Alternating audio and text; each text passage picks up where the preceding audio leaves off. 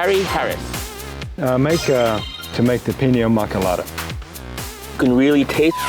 Yes. Welcome to the third Public Diplomacy Week special session on culinary public diplomacy. My name is Hooni Kim. I am the chef and owner of 2 Korean restaurants in New York City, Danji and Hanjan. I'm also an author of a Korean cookbook called My Korea. I'm here today to introduce who I am as a chef, Korean-American, born in Korea, raised in the United States. Gonna show you a food, a dish, an anju, which is a Korean term for just food paired with alcohol, and a special cocktail made by one of the most famous mixologists in Korea. He's so famous that his drinks have been on TV, Korean TV, and he's here with us today to make it for us. He has a different job on the side, and he's also famous for that. And without further ado, let me introduce you the United States Ambassador of the Republic of Korea, Harry Harris. Harry Harris.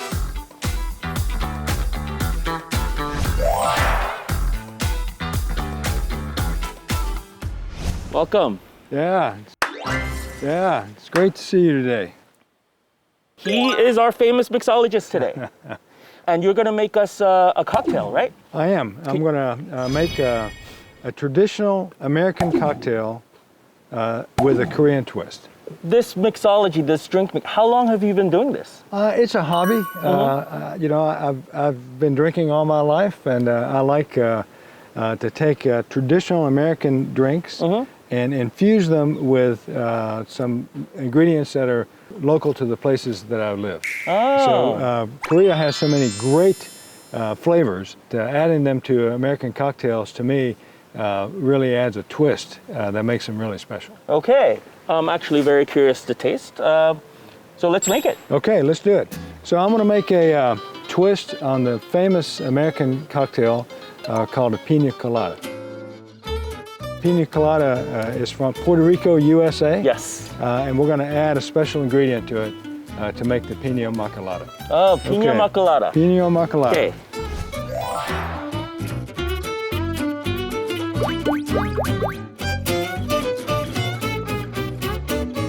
So the key ingredient to a pina colada is the cream of coconut. So we're going to use this brand here that just happens to be here. Okay.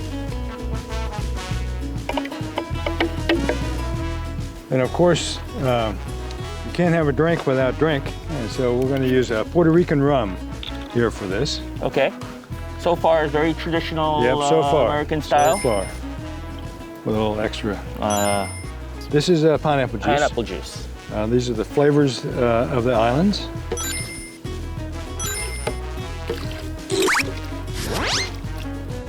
You look so professional with a jigger. That's right. And then here is the key ingredient, which I found to be really good in a pina colada, and that's makgeolli. Makgeolli. So that makes a pina colada.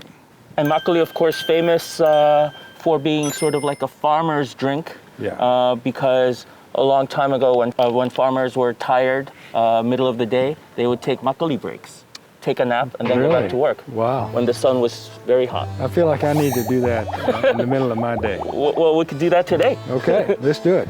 Okay, we're gonna throw some ice in now. Let's stay out of the way here. Okay. Okay.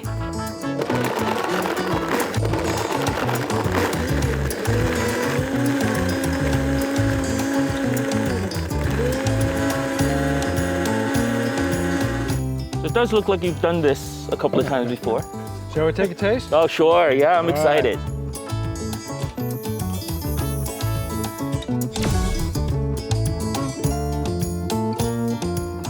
Okay, let's try it out. Cheers. Cheers. Cheers. Cheers.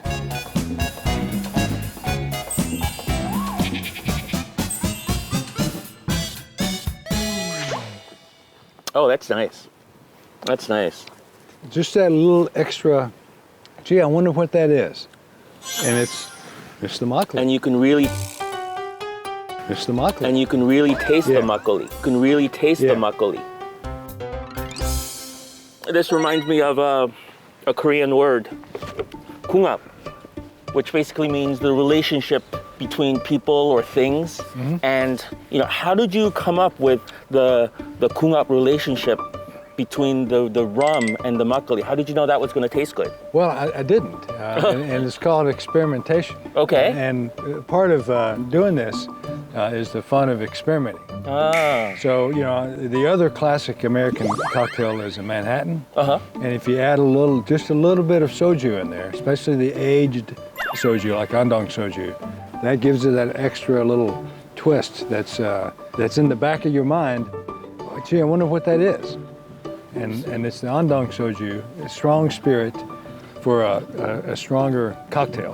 And then the makgeolli, with its even resemblance to cream of coconut, is a perfect accompaniment. So it's not just one. You have several recipes and cocktails in your back pocket. I have a few. Wow. So. Is it because you were interested in Korean traditional drinks in the beginning, or? A little of both. I mean, when I was asked early on what one of my favorite Korean drinks is, and soju is one of those.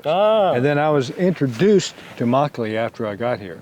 So I thought, well, we could do a lot with the soju, and we could do a lot with the makgeolli for cream-based drinks. So you, by yourself, thought up of these recipes by thinking what Korean traditional liquor goes well with traditional American liquor that you already knew. That's right. And it's not so much American liquor as cocktails. As cocktails. Which is a mix already.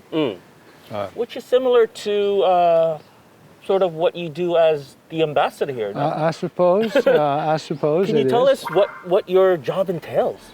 I was a career military officer, so this is new to me. Okay. But I think one of the functions of the ambassador is to convey the position of the ambassador's government to the people and where the ambassador is stationed. So I convey the American position on a variety of issues. But it's also, to be an ambassador is to be a public diplomat, to share, in my case, American values, and also to embrace the values that are resident in the country, in this case, Korea. So I love that word that you said. I think it's a great amalgam. 궁합. Yeah. It's a great amalgam of both American and Korean cultures. And we try to do that in the embassy every day in our public diplomacy efforts. So, I thought, being an ambassador, most or even all of your job entailed government policies, meetings with other politicians. Yeah. But it seems like you have embraced a lot of Korea's cultural history and tradition. Yeah, thanks. I think that all ambassadors want to do more than just do the official business of government, right? And we are lucky, and I am lucky, because America and Korea have shared such a strong and powerful history and destiny, really, looking forward, that it makes that other aspect of diplomacy not only easy, but fun also. Oh, okay. So besides traditional Korean alcohol, which is my favorite cultural Korea, are there any sort of arts, music that you also find interesting? Yeah, there is. The food, of course, and we're gonna sample some of that, I hope, in a few minutes. The food is a great way to bring people and peoples together. The music scene here is vibrant. You look at the people-to-people ties and the cultural ties between our countries. K-pop. We have students in America that are learning Korean language so they can be better K-pop fans. And so you've got Blackpink, you've got BTS, of course, and all these great music exemplars that are from Korea that are in the United States. I'm a big jazz fan, and there's a great jazz saxophonist in New York. Her name is Grace Kelly, just like the actress. She's Korean-American, and she's out of Brooklyn, and she played at the Korea Society function last year, not this year.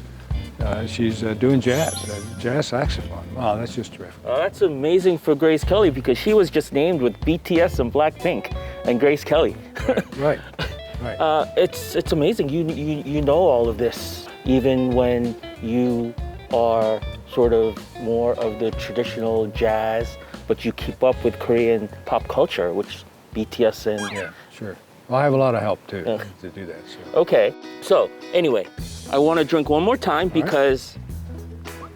I hope it's not the last time. No, because I have to cook based on this. That's right. I sort of knew what you were going to be making, so I thought very hard, and I think about to make is perfect for this Great. drink. All right.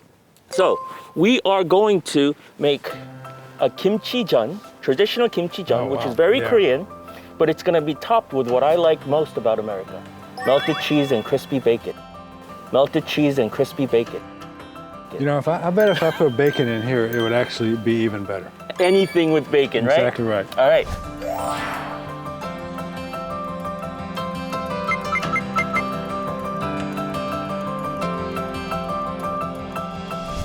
Okay, so to start, we're using a pu침가루, which is just traditional Korean pancake batter that you can find in any Asian stores now, all over the United States especially. Add a little water. And for those who are interested, we'll give you the specific recipe on a link. We can do that, right? It's just water in there. It's just water. It's very similar to like a buttermilk pancake, the texture that you want. After you get the texture, basically you wait because these little chunks are gonna disappear. Oh, wow. Yeah. Okay. Well, while we're waiting, can you tell me about your restaurants in Manhattan? Yes, I have two Korean restaurants in New York City. One is called Danji, and that's my first one. That's about now 11 years old. Wow. And Hanjan, which is the second one, that's about 8 years old now. When it was time that I wanted to open up my restaurant, I got some very good advice from my former chef teachers. They said, look in the mirror and cook who you are, both the inside and the outside. And who I saw was, I'm American, but I grew up with so much Korean culture. Sure. You know, every summer I came to this country because my grandparents were still alive, to see them, to eat the food that they cooked, that I wanted to share that part of me, my story, with New York diners who have never been to Korea. So that's where Danji came. All right, after we make the batter, we're gonna put a little kimchi in. And ideally, after this is in, you wanna put this in the refrigerator because you want this cold. And the reason why you want this cold with any food, when it goes from really cold to really hot, it gets a crispier texture. And that's what we want. Really? Yep, and that's why French fries, they bring it from the freezer right into the fryer. So we'll put this in the fridge, or pretend to, and then we're gonna turn this on. Okay, so while we're waiting for that to heat up, can you tell me maybe what it was like to run a restaurant in the United States and then achieve the successes that you've achieved with them? Not easy cooking a food or cuisine that most people are sort of unfamiliar with. My restaurants happen to be outside of Koreatown, so a lot of my customers, it was their first foray into Korean cuisine. So through the menu, through training our servers who are also not Korean, we needed to teach what Korean food was about. Wow. And that, it's not difficult, but it is more than what other restaurants need to do. But, I took pride in that. I was happy to be able to teach diners more about who I was and more about Korea as a country and as a nation, as a culture. So, still, I feel like I'm still doing that and always proud to be able to do that. That's great. And that's what exactly you do, right? In this country. It is, yeah. That's, but I'm not as creative about it as you are. We're gonna render some of the fat out from the bacon. And we wanna get it to where it's a little crispy. So you don't want too hot of a temperature because then it's just gonna get crispy without rendering. So the rendering is the reduction of the fat, the liquid, and then you pour it out. Yes, the fat will melt, and while it's doing that, it'll get a little crispy. Now, what are your big challenges in New York City today? Today, it has to be COVID-19. A lot of my restaurant chefs, owner friends, they've already closed.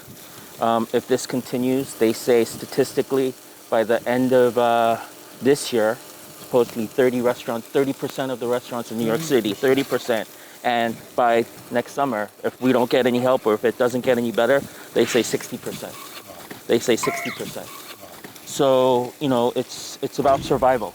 Yeah. But chefs are resourceful, and I hope to be resourceful. So we're doing a lot of different things, which one of them is we do a meal kit for families. And it's very different than delivery, because delivery, the food comes hot and you eat it right then and there. But, you can't really do that 3 times a day, every single day. It gets tiring, especially when you have kids. So we designed a meal kit that will last you the entire week. And for a family of 4, it's 3 or 4 solid meals. Wow. So It must come in a giant box. pretty big. All right. So the meal kit, basically, at least for 3-4 meals out of the week, the parents don't have to stress about what to feed their children. Wow. And more important than sort of instructions how to warm it up, how to cook it, it's how to store it as well, because safety is most important. So all of that, we try to make sure that the information is there.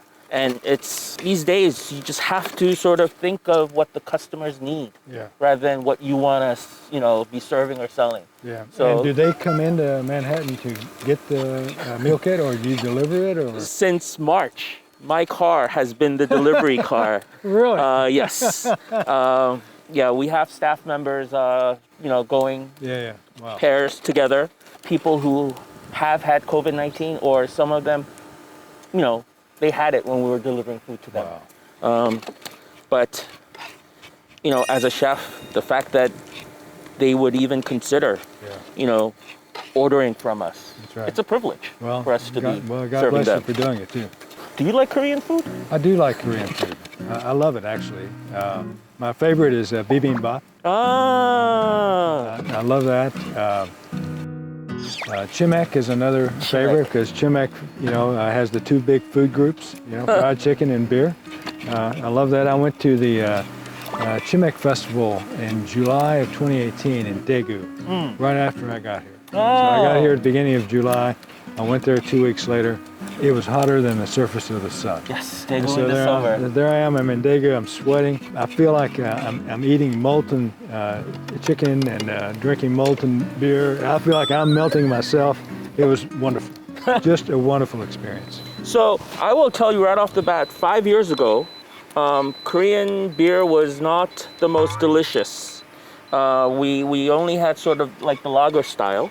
But right now, what do you think about the craft beer culture here in I'll Korea? tell you, I love it. I was in Jeju last year, Jeju Island, for the Jeju Peace Forum, and I toured some of the local craft breweries, including a craft brewery that the owners are American, Canadian, and Korean. 3 different guys. Great taste. And then here in Incheon, Hanjan Malt is another brewery. I did a thing with them a couple of weeks ago, where they're making an IPA called the Ambassador's Brew.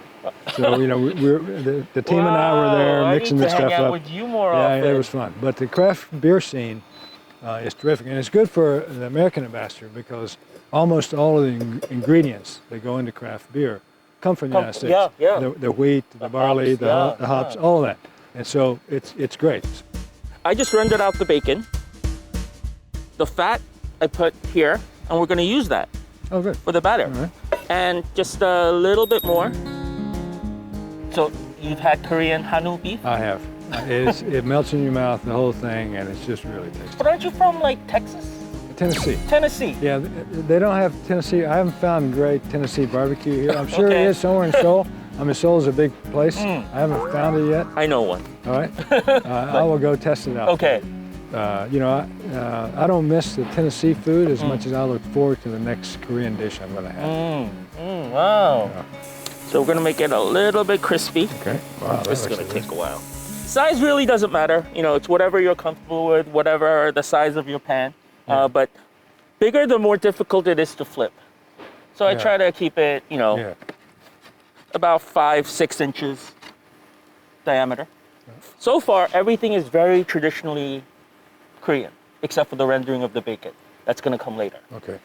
So last week I was in Busan and I got to go to the one of the noodle factories down there, Nongchin Noodles. Oh, yeah. And they showed me their whole process, which is really remarkable. But they're doing well and helped in no small measure Parasite. Parasite. The movie, yeah. because of japaguri in the movie. And so we had some of their other noodle dishes. Delightful. But that's Parasite is another example. Americans embracing a Korean entertainment product. You know, it won the Oscars this year for Best Picture. Yes, it did. So, I mean, that's amazing when you think about it. I think for a while, every Korean restaurant all over the world was serving the japaguri. That really, you know, the food, Korean culture, having been exposed through a Korean movie that has affected the entire world. Right. I mean, that's U.S. Ambassador of Korea. You must have had a little bit of pride there too. I did. Yeah? It was great. We had at the embassy, we had a Oscars watch party. Oh, okay. Because it's during the daytime here, so it was like 9 or 10 in the morning. So we were watching it in real time. And some of the folks had set up a japaguri stand thing. So we were eating japaguri and watching the Oscars.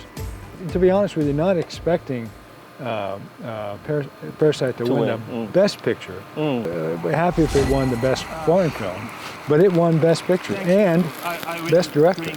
I mean, just incredible. Just incredible. And, you know, the cheers went up in the embassy. It was really great. All right. So we flipped it. And this is where it gets a little bit fun.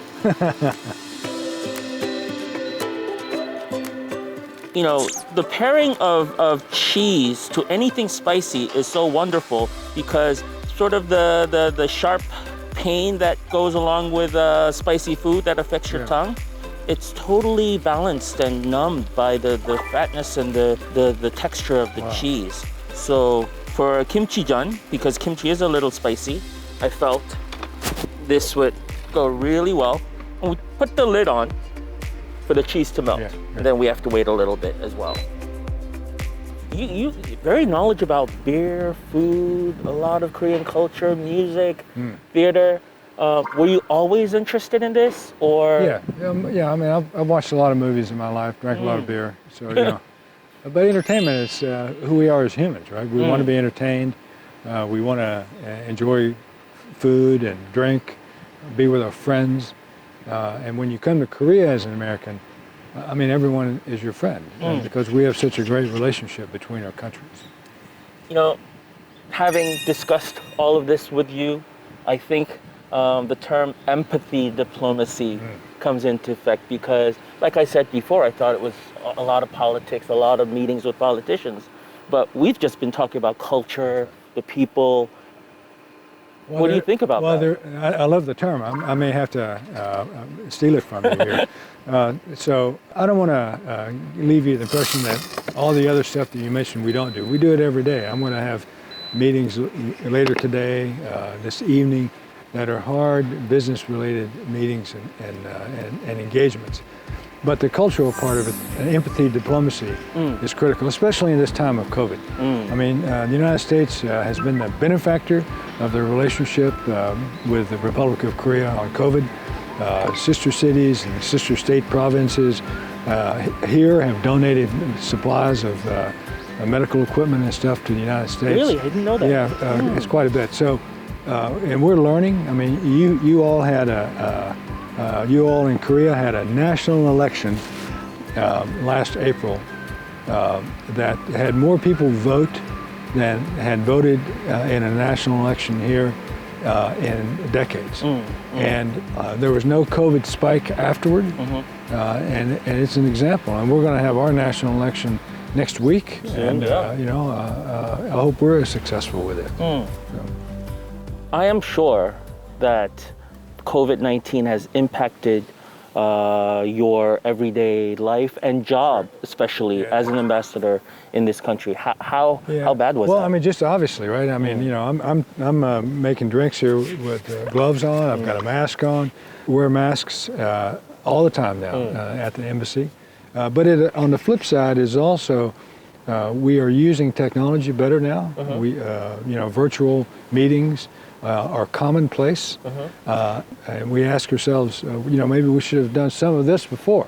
So it will fundamentally, in my opinion, change how we do business going forward in a positive way. And we learn every day about COVID, and we learn about people, and we learn about the importance of friendships, partnerships, and alliances that are underscored by this COVID pandemic that's ongoing. Tough times. Okay, I think it may be ready. Whoa. Wow. Look at that. Whoa. Wow. Look at that. So, also, we're gonna top this with crispy bacon. Wow, look at Kimchi that. Jun. Wow, look at Kimchi that. Jun. That is beautiful. Cheers. Cheers.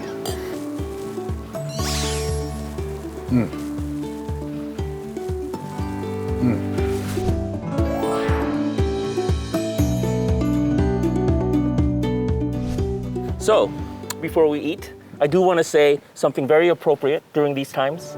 같이 갑시다, which means let's go together. And I'll add to that, Chef Kim, let's eat together and drink together. Cheers. Cheers.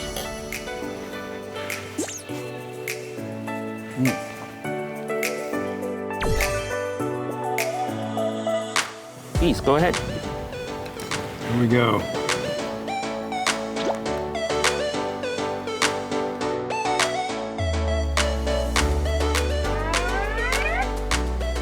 Wow. Wow. Good? Wow. That's a keeper. That is a winner. Wow. I hope you put that on your menu at Danji. I think I will. Or actually, it's probably better at the Hanjan. That's a more drinking establishment. Thank you so very much for coming today. And I'm gonna end it with what I think is very appropriate at this time with COVID-19. That is, let's go together. 같이 갑시다. And I'll join that and say, let's eat together and drink together. Stay strong. Stay strong. Stay strong, everyone.